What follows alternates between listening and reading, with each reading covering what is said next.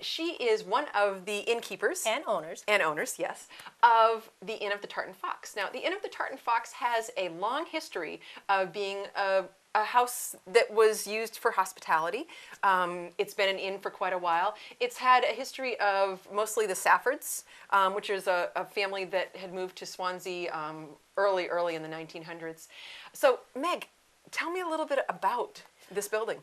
Well, actually, you're kind of right in that the Saffords lived here a long time. But before the Saffords were here, the Meads were here. Oh, and that's where Benjamin and Meadmere Abby comes Mead. from. Okay. So Meadmere, the property came to be known as Meadmere because of their name, and the word mere, M-E-R-E, actually is a very old English type word, and it refers to a small pond or wetland, and being here in Swansea, we have lots of those, so they sort of married the two and came up with the name Meadmere. Beautiful. Beautiful. Yeah, so they were here first, and then the Saffords took it over around the 1900s? Well, Pearlie Safford, being the enterprising young gentleman that he was, managed to marry their only daughter, Annie Mead, on Christmas Day in 1901, and he gradually became more involved in the property. Pearlie was a very colorful character, they like to say. He started his entrepreneurship, peddling horse colic drops up and down the seacoast in the summer. And during the remodel, we actually found some of the labels from his miracle cure. Wow. For horses. For horses, remember now, Right. It turned out to be about 80% alcohol. So the horses probably didn't get they much were better, feeling but really they good. didn't care. They were They were relaxed. happy and Yeah. relaxed out there. Yeah. So, but the horse part actually did continue to play quite a major role in their lives. Right, right. So they actually, Pearlie trained horses, didn't he? He did. But even before then, the Meads, they were pretty wealthy. I did some research on some of them, and they did actually move down from northern parts of Cheshire County. So this was a huge, huge estate.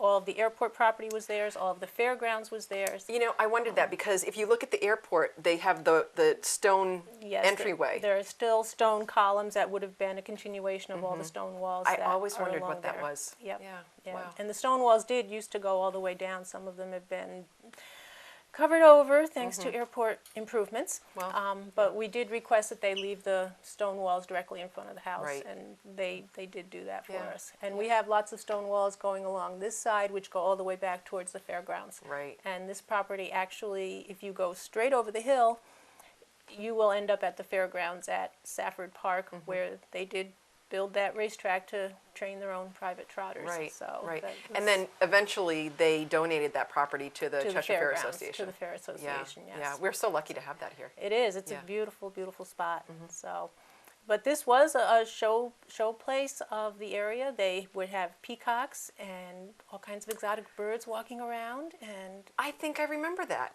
I really do. I where you have your chickens now, I think I remember a peacock. yeah, there are still grain Cages. bins out there in the Yeah. barn that have peacock food and duck food and goose food labeled on them. Yeah. So Wow. that really tells how many things they actually had here. Inside, they had a koi pond under the sun porch. Marble fountains from Italy were all over the place. Yeah. So it really was quite a beautiful estate. Yeah, yeah. So you've carried things on. I know that there's still a little pond out back. There are 2 ponds out back. Yep.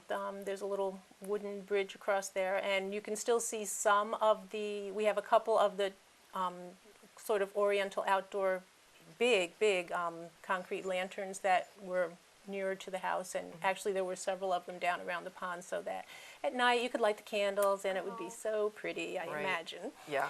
But as time went on, and Norma, their daughter, lived here by herself, she needed money, so she did sell off quite a bit of the outdoor statuary Right. and fountains. Right. So you just mentioned Norma. So Pearlie and Annie had 2 kids, or children, Frank and Norma. And so what was Frank known for? Well, Franklin became not a race car driver. I want to keep saying race car driver, but he was a horse sulky driver. Okay. So he would ride in those little buggy, really tiny little buggies behind the trotters. Yeah. he did become very good at it and well known. He's actually did end up in the Trotter Hall of Fame in Goshen, New York. So they have. Actually, I don't know exactly what they have. They did contact me at one time and let me know that they did have an exhibit on him because of his racing seasons were some of the best. Yeah, because from some of the research that I was trying to look up a little bit of information too, he won like 16 consecutive races, or I mean, he was really well known for what he did. Which is really amazing considering the size of the man. If you compare him even to today's jockeys, even within the sulkies, he would have been enormous by their standards. Yeah. I know those horses really had to be they strong. Had to be really good, yeah. So right. They really had to eat their Wheaties. Yeah. And then after that, he continued to train horses, but not so much around here. He did. He relocated to North Carolina, and he was down there for many years, and he did die there quite a while ago, but that's where he ended up. Yeah. Norma stayed in the area. She went to Syracuse University for art. She was a very, very talented artist. And she worked in the art field in education pretty much the rest of her life until she retired. She was head of the art department at Keene High, and she loved animals. She was very well known for pictures of animals and just her generosity toward animals. If you look at the Humane Society logo, she designed that. Really? Yep. I didn't know that. Yep. Yeah. So, she had displays and exhibits in places like Langdon Place, where she did spend her final couple years, and at different banks and things in the area. Yeah. So. And I was trying to find, her style or see some of her artwork. I know you have a sign that says Meadmere on it. Yes. That she did. She did paint that, and that hung at the end of the driveway for many years, and it was starting to deteriorate. Well, it's wood. It was wood, Right. so it had been hung out for many years. So we brought it inside, and so it's safely in the sun porch now. So, but she really didn't have a particular style for her whole life. I would say probably different phases she went through, and she just kept trying different things. So she would have had a natural phase, and then she had sort of a glittery phase, and then she went to her oriental phase, which would indicate the Chinese lanterns all around. Right. Yeah. But so I think she just kept trying new things all the time. Well, I think because she's an artist, she's Yeah. trying to evolve, and keep going. Yeah, she didn't just get stuck in one particular. I guess maybe she didn't feel comfortable just with staying in one rut. Yeah. So you purchased the inn. We purchased it in the end of 1998. Okay. And we remodeled that whole winter and opened up in spring of '99. Yeah. So there was a lot of work, I'm sure, that had to be done to a place like this. There was a fair amount of work. Right now we're sitting in the manor room, which has a lovely fireplace behind you. Yeah. There is another big wood-burning fireplace downstairs. But we didn't really even know that fireplace existed when we bought the house. After we moved in, we were kind of still poking around, because it took a while to poke around through all these rooms. Right. And there was a couple pieces of paneling up against that wall, and we wondered why, because it just didn't fit with anything else in here. So, of course, being the nosy little critter that I can be, I just kind of started to pry it off, and we said, "Oh, look, on the floor, there's a fireplace there." So when we ran down and got the hammers and the chisels and everything and the pry bars and started pulling it off, and sure enough, there was a fireplace there. Yeah. And so why had they covered those up? That had been boarded up because back in, I believe it was the late 40s or possibly early 50s, there had been a major fire in their large barn out here. Terrified Norma. I mean, she was extremely courageous. She ran out there and helped get the horses out so that they didn't lose any of the animals. But after that, she was just totally terrified of fire. So while this was her bedroom, she just didn't want anything to do with fire in her bedroom. So because it was at night, the fire was at night, she woke up flames, and it just had to be very scary. Yeah. So she just had it boarded up and just never used it since. That's too bad. And I don't really think the downstairs fireplace had been used since either, but she couldn't find a nice way to cover that one up. Right. So. Right. Well, she probably just didn't have a fire there. That's all she. Right. Yeah. Probably So, not. Was there anything else that you found in the house when you were going through any of the renovations? We found some things. There wasn't a lot. It really had been cleaned out pretty well. There were some old, oh gosh, I don't know, there's some men's sort of weird stiff collar things that they must have worn. Maybe when they were dressing up or whatever. Probably, Yeah. yeah. But they had fallen down behind baseboards, and you pull out stuff like that.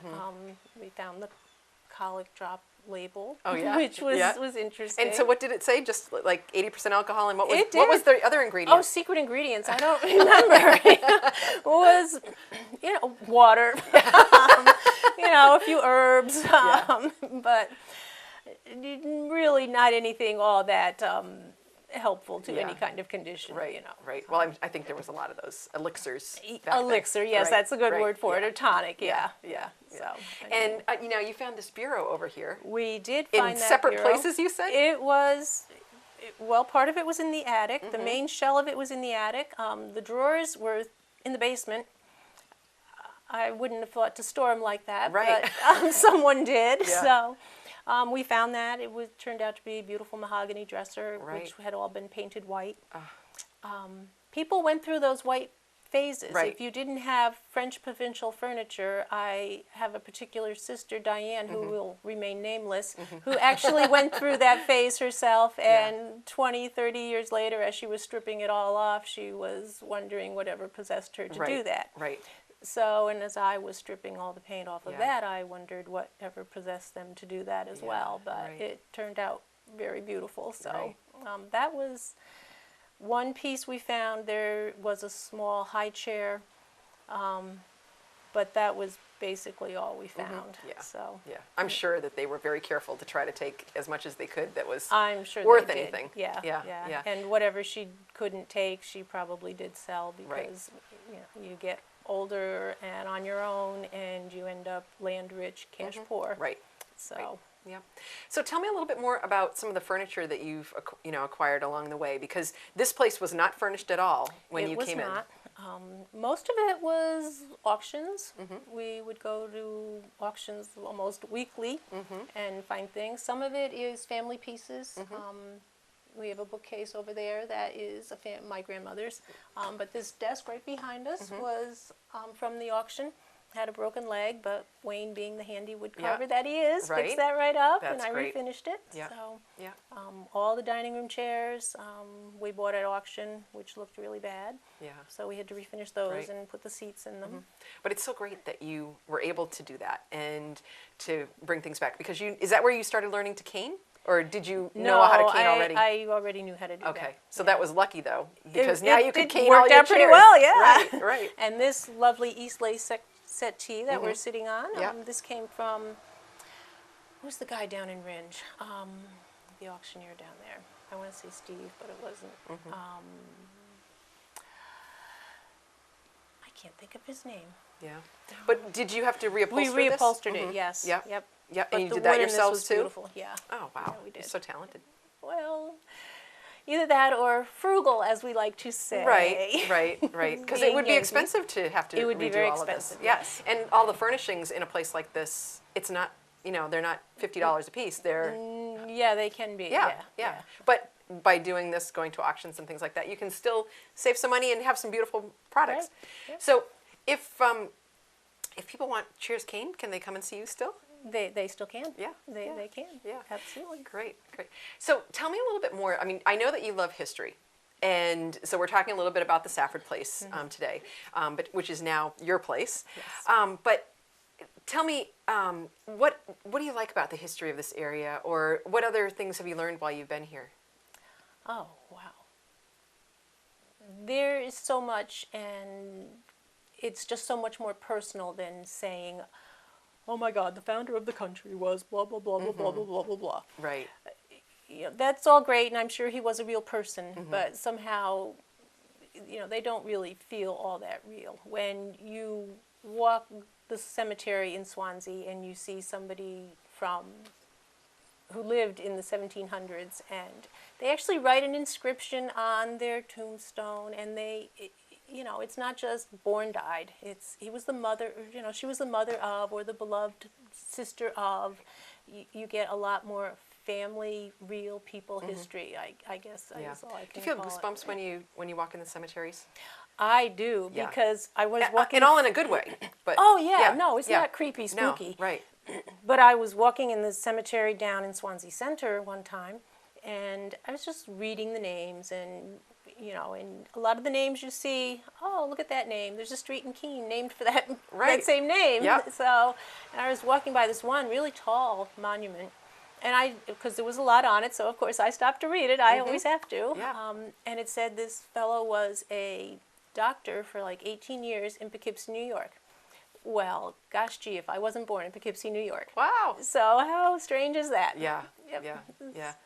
I walked through the cemetery a few shows ago, and you know, it just feels like there's so many people that are just saying, talk about me, you know, this is my life, I had such a great life, or this is what I want you to know about me, and still Right, they're not just this things, they're real people behind Right. those stories, and, Right. you know, it's like this poor little child died when he was 2 years old. Right.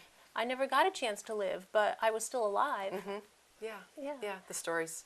So you also do history tours downtown in Yes. Keene. Yes. And you do those with Steve? I do those with Steve Hooper. Yep. We call it Photos on Foot. He does the photo part, obviously, since he's a photo genius, Yeah. and I do the history stuff. So we have several tours, different sections of town that we go around, and I give them some history, and then he takes over with how to get the best shots of this, or if you're someplace else that's similar to it. He's amazing. Yeah. I can see why Yeah. he won so many awards. So you get a two-for but- kind of. You do. Yeah. You get a lot of bang for your buck. Right, Yep. It's right. a 90-minute tour, Yeah. and you know, we don't really have a set destination to get from point A to point B. We start at point A and stop as many places along the way as we can fit into the Yeah. 90 minutes, but making sure that everybody gets a lesson. Then people go off and take their pictures, and then everybody comes back and looks at each other's and compares them. So it's really a nice interaction with each other and with the teacher. Yeah. So, and he's amazing. He'll wait for like the best shot to come along, like, and I'm like, Steve, come on. He's like, no, just okay now. Yep. Yep. So Yeah. Good. So when you came to this area, did you come here because you were buying the inn? we came here because we found this house, Okay. which we thought it was perfect. We liked the location, really. You know, it's proximity to Boston and Hartford and Albany, and Right. you know, it's a nice location. The area is beautiful. Yeah. Keene was nice. Yeah. Downtown. And Swansea. Swansea doesn't have a lot of those stores and shops and stuff, but we have beautiful historic buildings. We have wonderful covered bridges. We have great bike paths. We have wonderful cemeteries. You sound like I'm on the phone with you making a reservation. No. Oh yeah, I sold somebody last night on that. You should see. They can't wait to come here now. But the fact is, though, it's all true.